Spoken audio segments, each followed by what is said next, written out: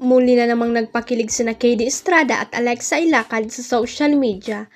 Flenex kasi ni Alexa sa Instagram ang kanyang bagong Tumblr na tinawag niyang Bestie. May nakakakilig na banat naman sa nasabing Instagram post ang kanyang manliligaw at kalab team na si KD. Sabi ng binata, may Tumblr na ako ikaw na lang kunin ko. Reply naman ng dalaga, bumili ka muna uli para match tayo. Kilig na kilig syempre ang Kidelex fan sa sweet na sagutan ng dalawa.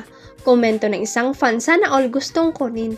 Samantala, tapos na sa laking shooting si Alexa ng kanyang pelikulang Mujigay kung saan nakasama niyang South Korean actor na si Kim Jisoo.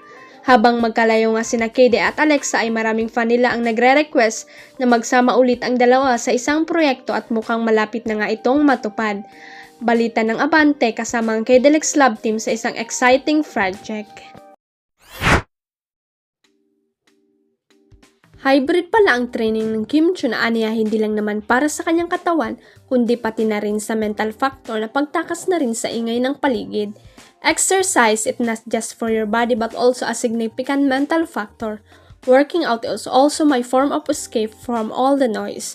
You only focus is how to finish your workout. It calms you and gives you a break for an hour or two after you finish a workout. It releases endorphins and helps you think clearly and focus properly. I always believe that having a strong mind leads to a strong body. Sabi, the human mind is much more capable of anything you can imagine. Train your mind to never give up. We are made of much more than we think. Buong post ni Kim. At ito nga siguro ang panlaban niya sa mga issue-issue kumbaga. Huwag kalimutang i-click ang subscribe button at i-ring ang notification bell para sa latest at legit chika updates.